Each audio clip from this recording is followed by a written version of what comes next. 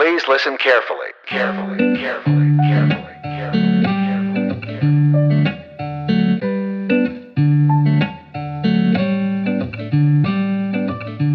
Welcome to Utterly Moderate, where two reasonable social scientists try to tackle the biggest issues of the day. I'm Allison Dagnes, a political scientist.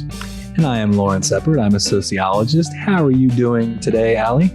You know what? I'm feeling great because it's sunny outside and warm, and it feels like it's just going to keep on getting warmer. But maybe that's because of climate change.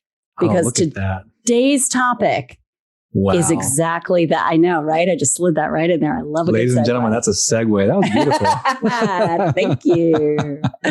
Remind me to tell you about riding a Segway once about Toronto. It was quite the experience. Sounds like a disaster. It was a terrible disaster. Yeah. I almost killed small children and drove through a plate glass window. And I thought I looked cute, and I saw footage afterwards, and I didn't.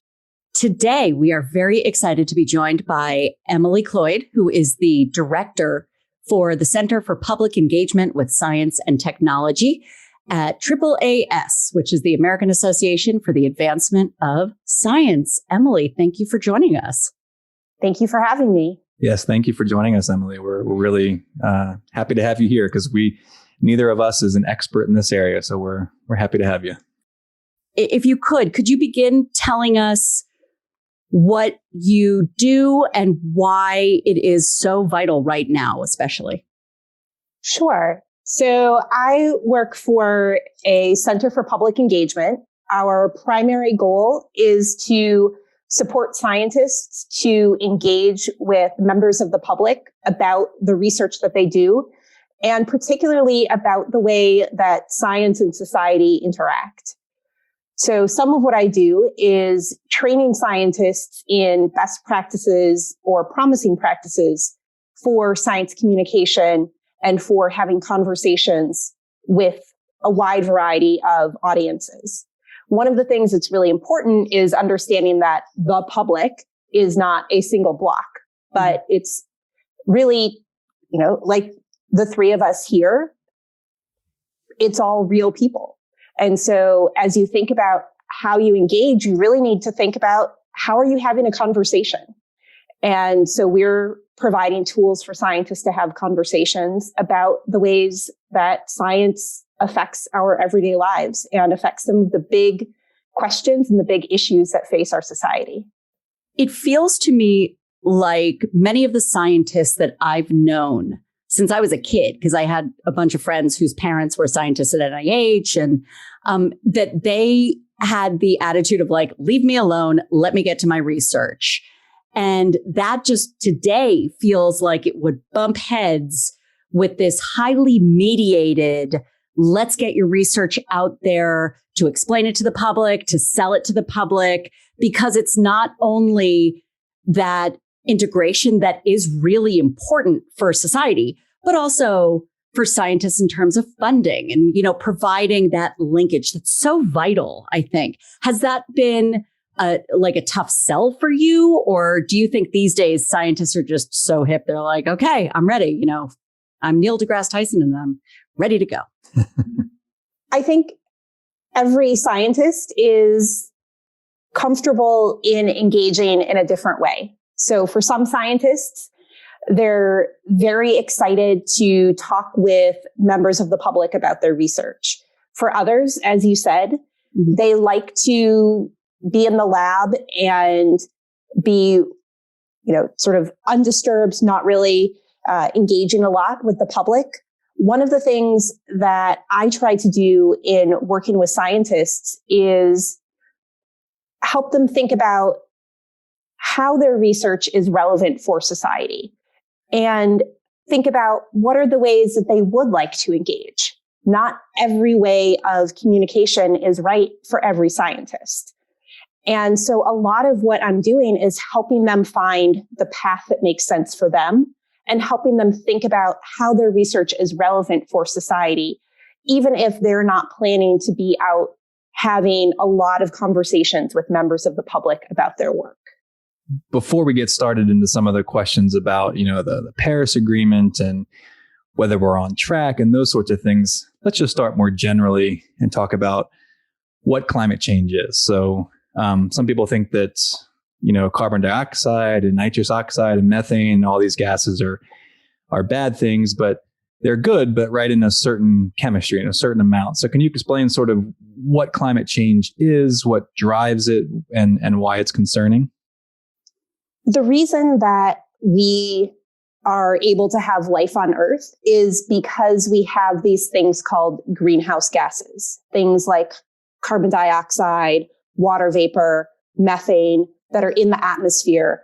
And when the sun shines and energy from the sun comes to our atmosphere, those gases help trap some of the warmth near the surface of the Earth. And that makes it warm enough for us and for all of the other life on Earth to survive. What happens when we have climate change is that more of those greenhouse gases are present. So it's like taking a blanket and wrapping an extra blanket around the Earth, and it just makes it warmer than it has been in the past.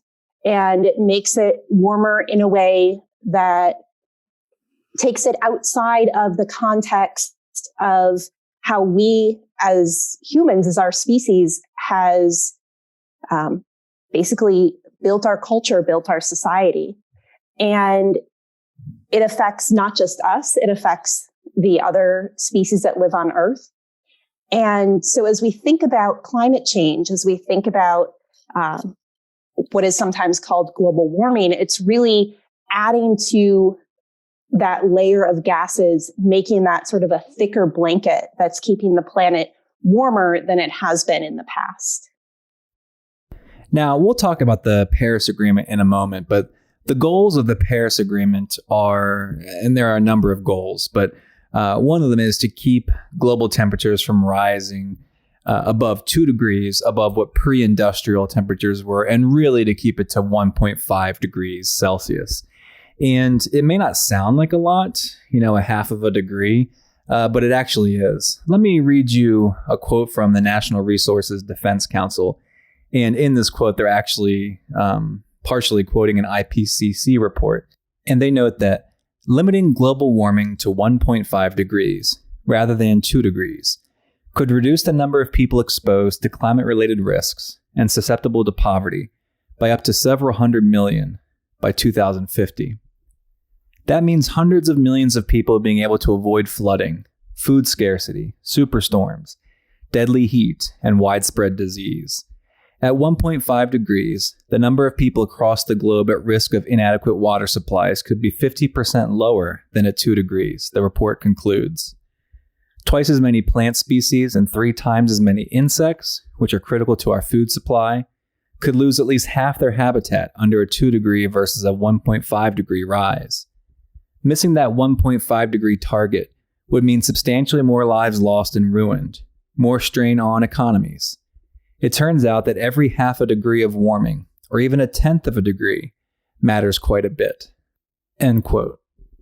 So again, the Paris Agreement intends to keep warming below that 2 degrees, but really we're looking at 1.5 degrees Celsius.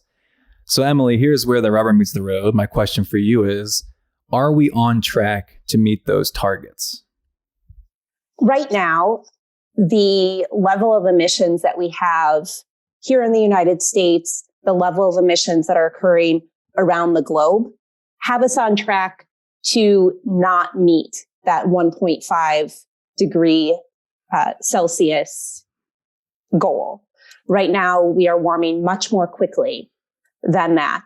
And so we do have to make changes in our emissions, in the way that we are both emitting greenhouse gases and or the way that we are sequestering those greenhouse gases that are already in the atmosphere. If 1.5 is the goal and 2 degrees is the absolute max that we want, but we'd like to keep it to 1.5, you say we're not headed in the right direction. So I know you can't pinpoint a particular number, But what range of rise are we looking at? I mean, where are we headed? Instead of 1.5, what could it possibly be at this rate?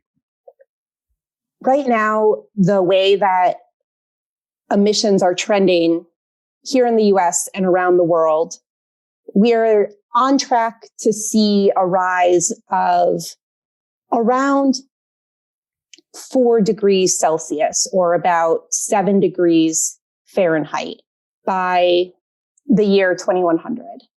Did you say 4 degrees? I said 4 degrees. Holy centigrade. moly. That seems like a lot. You're alarming us here, Emily. Yeah.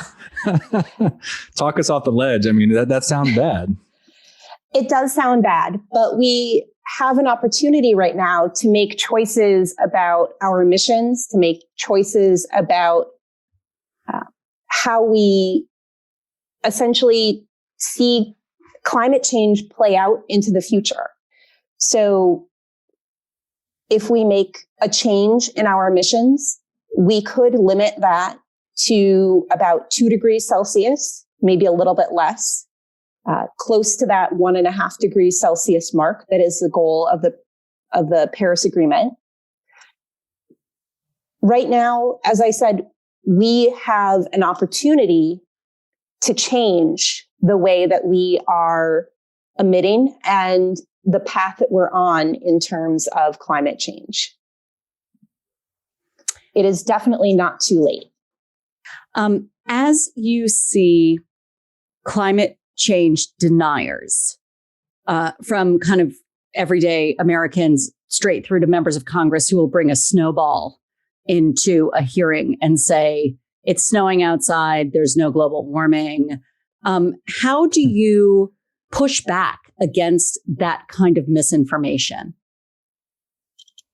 We have multiple lines of independent evidence that tell us how the climate is changing. Scientists have looked at things like ice cores that tell us what temperatures were in the past, what the composition of the atmosphere was in the past. And we have a wide variety of other lines of evidence that have told us how climate has continued to change. So it's not a single piece of evidence that's telling us. It's actually all of these different things that help us understand how the climate is changing and what it might look like in the future. Now's a good time to point our readers to a report that AAAS put out a few years ago called What We Know. You can find that just by a quick Google search, which did a really good job of summarizing all of the research about climate change into a really accessible, very short document for just the general audience to read. But here's a quote from that report. They say, "Let us be clear. Based on well-established evidence, about 97% of climate scientists conclude that humans are changing the climate. This widespread agreement is documented not by a single study, but by a converging stream of evidence over the past 2 decades from polls of scientists, content analyses of peer-reviewed literature, and from public statements issued by virtually every expert scientific membership organization on this topic. The evidence is overwhelming." End quote. The problem, and I think, Allie, this is what you are at least somewhat alluding to, and I know it's something you're very concerned about, is that in our fractured media environment, where people are in ideological silos, they're in information silos and echo chambers, this information just isn't getting to a lot of people because they're consuming partisan news all day long. And the polls bear that out. So here's a few recent polls from the Pew Research Center. They asked U.S. adults whether global climate change should be a top priority. 67% of Democrats or folks who lean Democrat said yes. Only 21% of people who were Republican were leaning Republican. When they asked people if Earth was warming because of human activity, which again is what the scientific consensus says, it's a good sign that 53% of U.S. adults in that Pew survey said yes. But while overwhelming majorities of people who were Democrat or leaning Democrat agreed with that, only 18% of people who were conservative Republican and 39% of people who were moderate Republicans agreed with that. They asked a different question, or they looked at it in a different way. They asked this question, is the Earth warming due to human activity? But they broke it down into different groups, not just in terms of political orientation, but also how much science knowledge people had. And so for Democrats, only 49% of people with low science knowledge said that, yes, it's warming due to human activity. But 93% of people with high science knowledge said it was. But it had no effect on the Republican side, right? So regardless of whether you were low, medium, or high in terms of your science knowledge, very few people were willing to say, yes, the Earth is warming due to human activity. So I think this is really what, Allie, you're concerned about, is that this information just isn't getting to folks in our fractured media environment. Like I said, partisan news sources, information silos, ideological silos, bubbles, echo chambers, etc.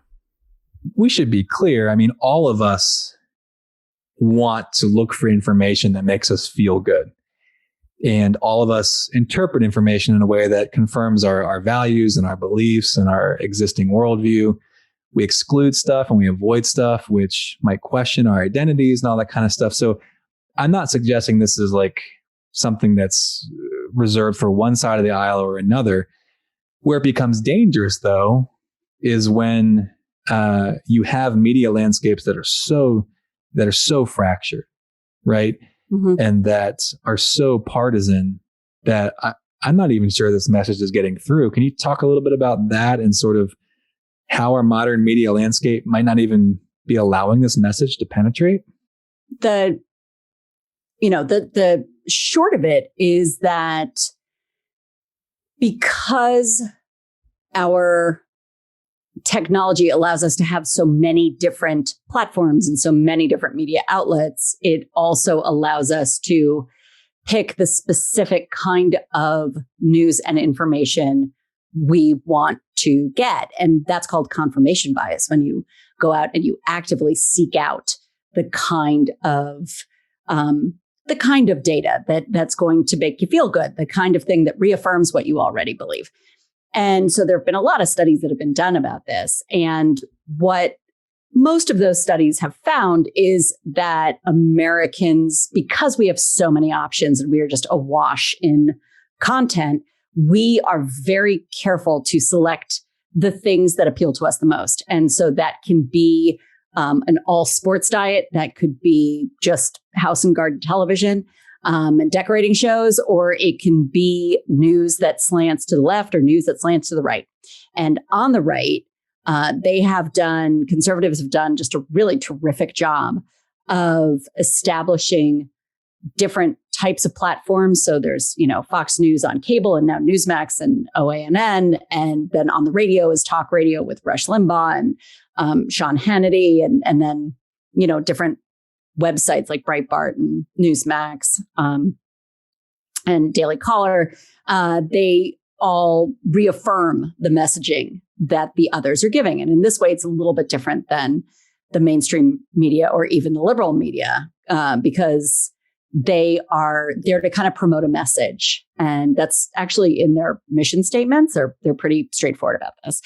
And the message that they're putting forward tends to be that the mainstream media are all liberally biased and that you shouldn't believe what it is that they're saying, and that they are hysterical about specific issues, particularly those involving either race or different government programs. And in this case, they bang the gong pretty loudly that the mainstream media and the leftist press are absolutely hysterical about climate change, and therefore it is not something that needs to be taken all that seriously. And so they don't. And whenever it is addressed, most of the time it's with a very mocking tone, but really it just is not addressed at all. And therefore their audiences come away with the idea that A, climate change is a joke, and B, it really doesn't matter, because of what's known as gatekeeping, which is the function of the media that selects what news they're going to emphasize and highlight and discuss. And so if you hear an awful lot about Hunter Biden's laptop, but you don't hear anything about global warming, it is very natural to believe that one thing is important and the other isn't. And so within all this fractured media, what you end up seeing are real big divisions in how conservatives and moderates and liberals actually understand the issue of climate change and how much they think a remedy is necessary. Well, yeah. And Emily, I think your point is valid, which is, because, we mentioned these psychological tendencies, but there's also a lot of research which suggests that even the biggest partisans, if presented with enough information, enough facts, enough times over and over and over again, even the biggest partisans can change their mind, right? They're not just sort of locked into one worldview forever. I guess where I'm going with this is just this idea that in our current media landscape, the idea that you're going to meet people and experts and you're going to see these ideas which don't confirm your beliefs, which contradict them and present you facts that say something else, it's just becoming less and less likely, right? So I think, and Allie, I want to hear what you have to say about this, but I mean, I think you can go through, I know people. I know I used to be like this when I was younger. I mean, you can go through an entire day without going to a legitimate news site or news source, right? So you could wake up and you could watch, Fox and Friends or whatever the MSNBC equivalent of that is. You could go to your partisan sites, whether it's Breitbart or Huffington Post or, what's the Drudge Report? That's what's one of them, right? At night you could turn on one of these talking head shows and never really meet information that contradicts your faulty beliefs about climate. So that's what I'm really concerned about. Because Emily, I think you're right. I mean, and again, I think research clearly backs up what you have to say, which is if enough people that you trust and that you have faith in tell you otherwise, even the biggest partisans can change their mind, but that's becoming increasingly less likely in our ideological silos, information silos, et cetera. Another problem is it's not even that partisans can pick which flavor of information they get, but also that you can opt out of any information at all. And so there's a very large segment of the population that's hearing nothing about climate change because they're also hearing nothing of substance. So, these days with, with the kooky internet that the kids are using and all the streaming services and different forms of satellite radio and streaming services for music and all that sort of stuff. I mean, you could go an entire day and not only not hear an opposing thought, but never hear a thought at all. Because if you just want to listen to Post Malone and watch YouTube videos of cats, you can have that diet every day and never run out of content. And that is something that's also really new. Allie, if you really want to sound like a get off my lawn type of person, you should call it the internet. You should put the in front of everything. Can I call it the Facebook and say that it's on the interwebs as well? It's a series Twitter. Of tubes. It's the Twitter. You kids and your Insta. I know you. Your TikToks, your flip-flops, your Snapchats. Before we move on, I just want to point our listeners to two books that do a really great job of talking about some of the things that Allie and I just outlined in terms of partisan media and confirmation bias. One is called Post-Truth by Lee McIntyre, and another is called The Death of Expertise by Tom Nichols. So I have seen a lot of discussion amongst people who may not know what the Paris Agreement is, that it was really great that President Trump got us out of the Paris Agreement.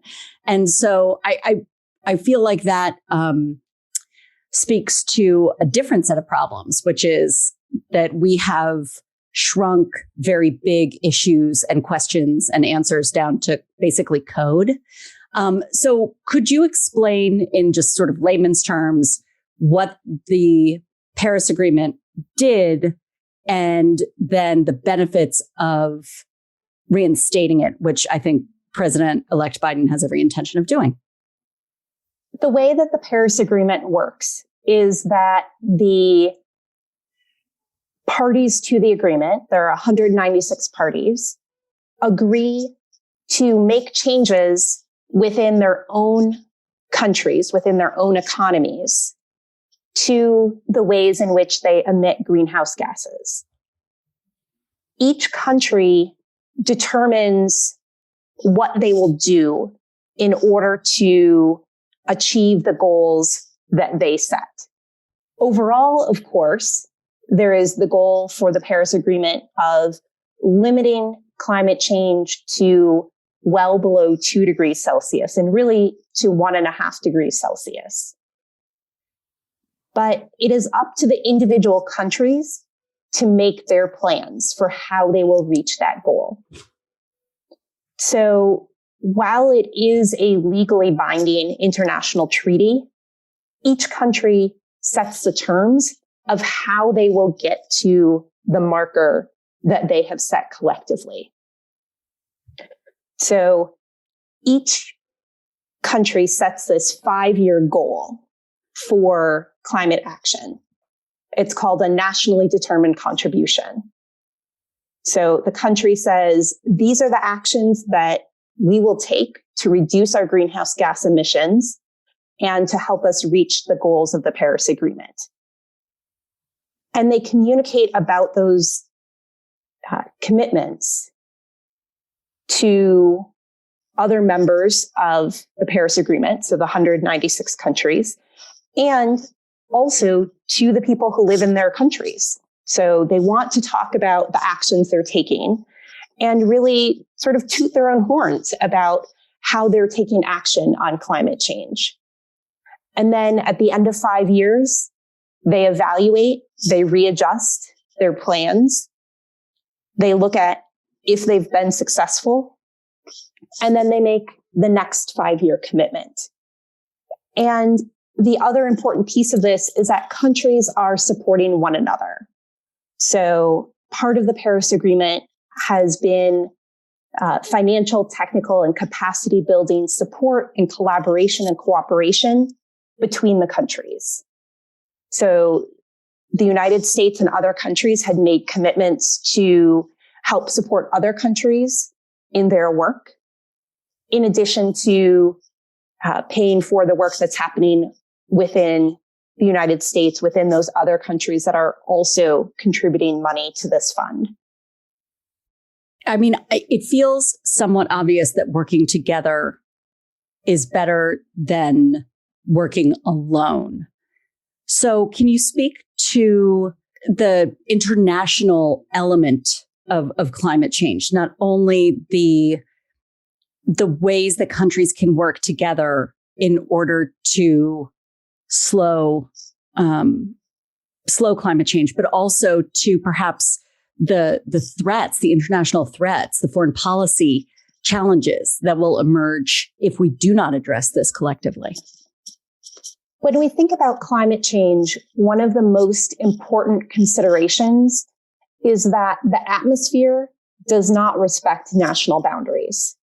So if in the United States we emit carbon dioxide or other greenhouse gases, those greenhouse gases do not stay only above the United States. They join the atmosphere that circles the globe. So the emissions that we make as a country affect the atmosphere, affect climate change around the whole globe. Similarly, the emissions that China or India make to the atmosphere affect us in the United States. And so when we think about how emissions affect climate change, we have to acknowledge that our emissions are affecting everyone, and everyone has to deal with the impacts of climate change, even if that country emitted nothing, they will still be affected. And so the Paris Agreement is trying to bring that international cooperation to address this issue, because it is a worldwide issue. It's something that we have to address together, because the impacts don't stop at national borders. Before I ask you the next question, Emily, let me play you a clip to remind our listeners. I believe this clip is from June 2017, when President Trump announced that he was going to withdraw the U.S. from the Paris Agreement. As president, I can put no other consideration before the well-being of American citizens. The Paris Climate Accord is simply the latest example of Washington entering into an agreement that disadvantages the United States to the exclusive benefit of other countries, leaving American workers, who I love, and taxpayers to absorb the cost in terms of lost jobs, lower wages, shuttered factories, and vastly diminished economic production. Thus, as of today, the United States will cease all implementation of the non-binding Paris Accord and the draconian financial and economic burdens the agreement imposes on our country. This includes ending the implementation of the nationally determined contribution and, very importantly, the Green Climate Fund, which is costing the United States a vast fortune. Let me ask you a few quick hitter questions, Emily. And I want to ask you this as Emily Cloyd, the person who really cares about the environment. Emily Cloyd, just the person, not the representative of AAAS. But describe to me the feeling you had when you heard we were pulling out of the Paris Agreement.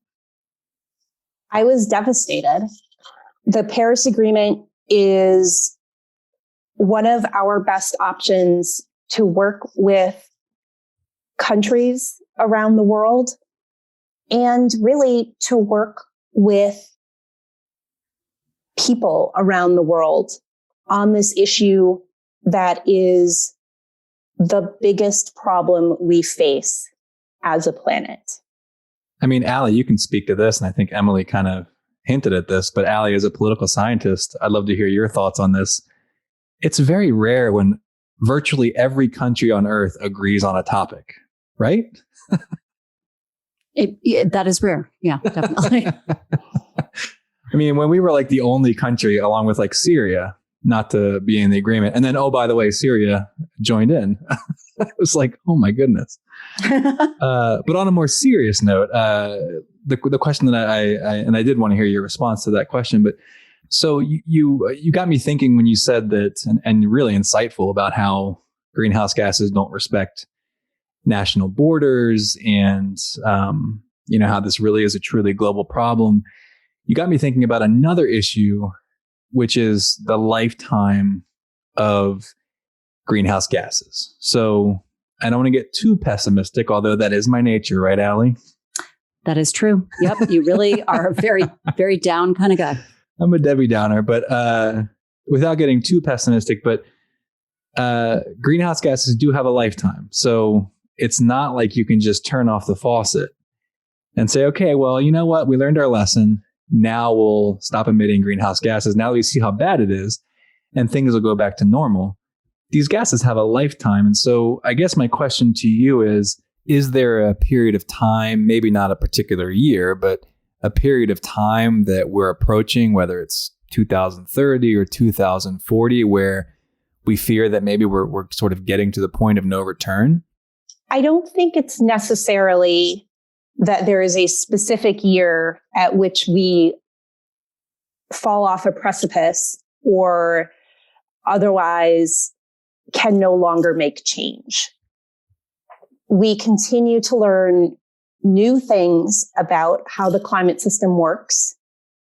There was a recent study that showed perhaps we are not quite as baked in as we have thought in the past. That doesn't mean we get a free pass, However, it does mean that we continue to learn and fine tune our understanding of the atmosphere.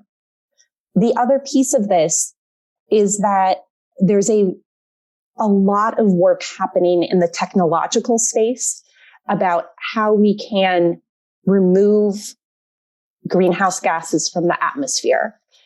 So in some cases, this is planting more trees, for example. As we plant more trees, as we have more vegetation on the landscape, all of those trees, those plants, they take up carbon dioxide from the atmosphere and turn it into biomass, into leaves, wood, other parts of the plant. And so we're actually taking some of that greenhouse gas out of the atmosphere and removing it. There are also some more manufactured technology solutions that are on the horizon that companies are already working on, that countries are investigating, about how, again, we can actually remove some greenhouse gases from the atmosphere and sequester carbon dioxide in a variety of ways. Those are not a free pass either, because we are not at a stage where we can just take out greenhouse gases equal to what we emit. However, it gives us an opportunity to have a little bit more time to think about how we can combine different kinds of mitigation, different kinds of emissions reduction, and to think about how we can develop adaptation technologies and adaptation options that will help us respond to the climate change that is already here and that is sort of baked in the short term. The natural parts of the earth that sequester gases, is that what people are referring to when they talk about carbon sinks? Carbon sinks are things like forests, the ocean, and other parts of the environment that take carbon out of the atmosphere through processes like photosynthesis. Okay, Emily, so let's talk about some of the negative consequences of climate change that maybe people don't necessarily think about. So obviously everybody's heard of rising sea levels. I think even that gets minimized sometimes. People think, oh, well, some of the beaches will go away. But in reality, throughout world history, many metropolitan areas were built next to the water for transportation, for shipping, for trade, etc. So that's a lot of the world's population that's under threat. But let's move beyond rising sea levels to talk about some things that a lot of Americans maybe don't think about when they think about climate change. So Allie mentioned migration, right? So why might climate change trigger mass migration? And why might that put strains on particular countries around the world? As you just mentioned, things like sea level rise are reducing the amount of communities along the shoreline. And so people who used to live along the shoreline have found that their homes, their communities are sometimes subject to more frequent flooding. In some cases, those communities have been washed away by sea level rise, or in areas that aren't right on the coast, but perhaps on a river. As we've seen increased precipitation, we see more flooding, and that flooding has washed away parts of the communities. So those people are migrating inland. They're migrating away from the riverbanks to higher ground. And so that's one kind of migration we see. For people who live on islands, particularly in the Pacific. So, for example, in Kiribati, sea levels are rising in such a way that there is no higher ground. The sea levels are overtaking entire islands. And even if they don't overtake the entire island, they get high enough that they can overtake the freshwater sources for that island. And so people can't live there because they don't have fresh water. And so the people in the Marshall Islands or in Kiribati need to find a new place to live. And they can't just go to another low-lying island because it has also been affected by sea level rise. So in that case, there are large segments of the populations of these island nations who will need to migrate and may need to leave their country entirely. So migration is something that we're seeing because of sea level rise, but we're also seeing it as temperatures rise. So it gets warmer, say in the Southwest United States, and people decide they don't want to live there maybe part of the year. So then they, maybe during the summer, they decide I can't live in Arizona. It's too hot. And so for part of the year, then they're moving to the Midwest, or they're looking for another place where they can move. But in some cases, it's getting hot enough year round that they're moving, or precipitation patterns are changing. So it's not raining enough. It's too dry, and they can no longer grow the crops that they need to support themselves, to make money if they're farmers. And so they move to a place where there is enough precipitation. So we're seeing this migration both within countries and between countries. I mean, you mentioned a variety of things that I think are really important. So water just overtaking communities, overtaking whole island nations, things like freshwater scarcity, crop failure, temperatures just being too hot. Am I wrong? I could have sworn that I read somewhere that if we sort of continue on the current track that we're on, there could be parts of the world, and again, it's not the entire world, it's not the majority of the world, but there are parts of the world where it might be really impossible even to work outside for long stretches of the time.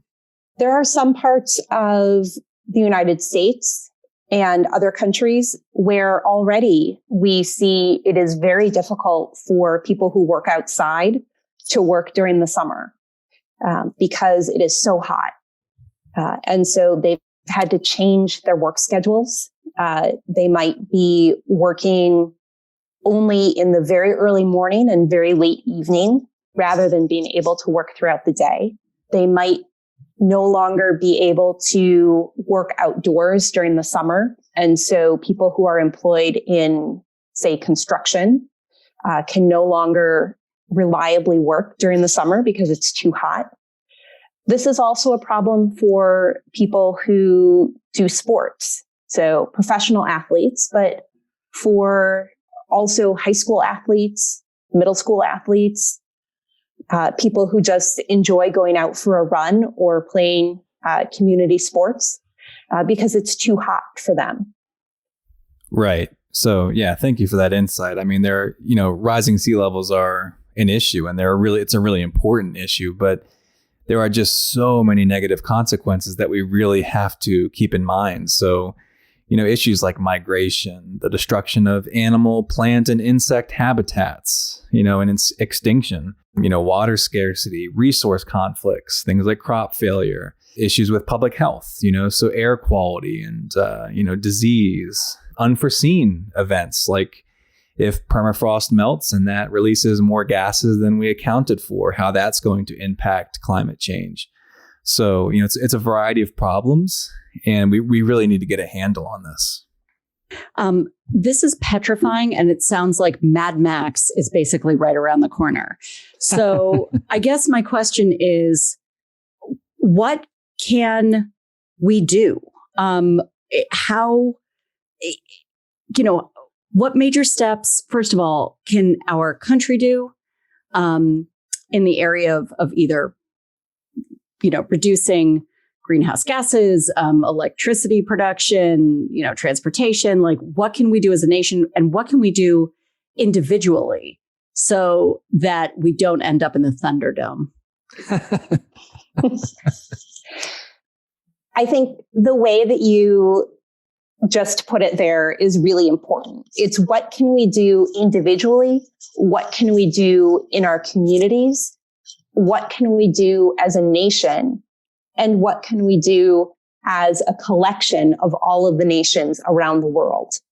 And it's all four of those that we need to think about. So as individuals, we might make some changes in our own patterns of consumption. So we might use air conditioning less often if we're in a really hot place. Or we might change our own work schedule, our own schedule for working out, so that we're not trying to work in the hottest parts of the day, or we're commuting at different times. But of course, individual actions can only take us so far. And so within our communities, our cities, our states, and our nation, we make decisions about bigger ticket things. How do we reduce our emissions? How do we change over from a primarily fossil fuel driven economy to electricity that is generated by solar power, by wind power, by water power? How do we use some of those more renewable energy sources rather than sources that burn fossil fuels and add greenhouse gases to the atmosphere? Sometimes it's difficult to go completely fossil fuel free.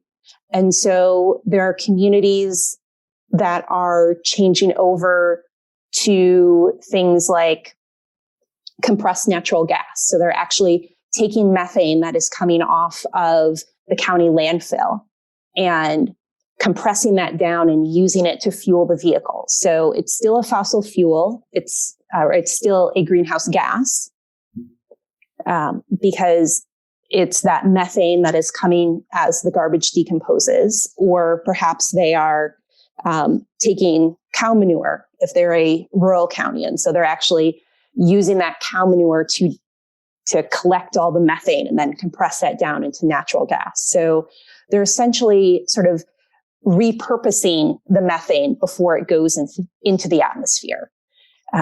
So again, it's not completely removing the greenhouse gas, but it is slowing the rate at which we are adding it back into the atmosphere and reusing it in some way. And then that gives us a little bit more time to transition our technology to a fossil fuel free method of energy production. How do you feel about bridge technologies that maybe aren't, like you said, it's not going from dirty to clean, it's not going from coal, to completely renewable, that have their own problems, but maybe are cleaner than where we are right now and buy us a little bit of time until we get to where we want to go? So I'm obviously thinking about things like nuclear power, but there could be other examples that you have. But are there sort of bridge technologies that could help in the meantime, sort of bridge between dirty and clean? I think bridge technologies are very important because they get us partway there. And if the choice is between do nothing and wait for a completely carbon-free fuel, or get partway there, reduce the carbon that's coming out of a fuel now, and then in 2, 3, 10 years, get to that carbon-free fuel. Personally, I would rather be in a situation where I can make some cuts now and get to that no carbon fuel in a few years than just say, I'm going to wait and continue to use this high carbon fuel until we get to that carbon free. Okay, well, we end every episode of Utterly Moderate by reading the room. We call this segment, He's Mad, She's Happy. And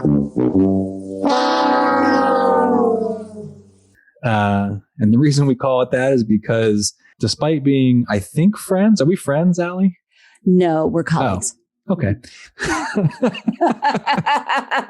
So despite being colleagues, work friends? Mm-hmm. We're peers. Okay. Well, despite being that, we are very different. So I am a Debbie Downer. I am pessimistic. I generally think things are going to go horribly. And Allie thinks things are going to go well. She is always sunshine and rainbows. So let's read the room and let's see where we all fall on whether we think that we're going to tackle this problem and we're going to save ourselves, or whether we're looking at something more bleak. So I think I'll go first because I think I know that I'm the doom and gloom guy. I'm not feeling good, as you could probably have guessed, Allie. Did you guess that I was going to say I'm not feeling good? I knew you were going to say that. Yeah.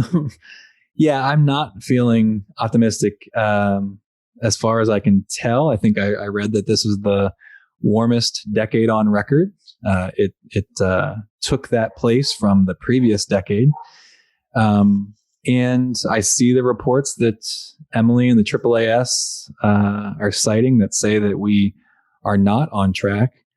I think that things will become very real. I think that the consequences will spur action, but I think it'll be too late to meet the 1.5 or even 2 degree threshold. So I don't think society is going to collapse. I don't think the earth is going to burn up. But what I do think is that we're going to push past the thresholds that could have kept it reasonable, and we're going to make life we're going to make life harder to live when it didn't have to be. So that's my take. But Emily, you're the expert. So what is your take? Are you positive or negative? How are you feeling? I'm cautiously optimistic. We have a lot of brain power, a lot of willpower, and a lot of community power when we think about how we can respond to climate change.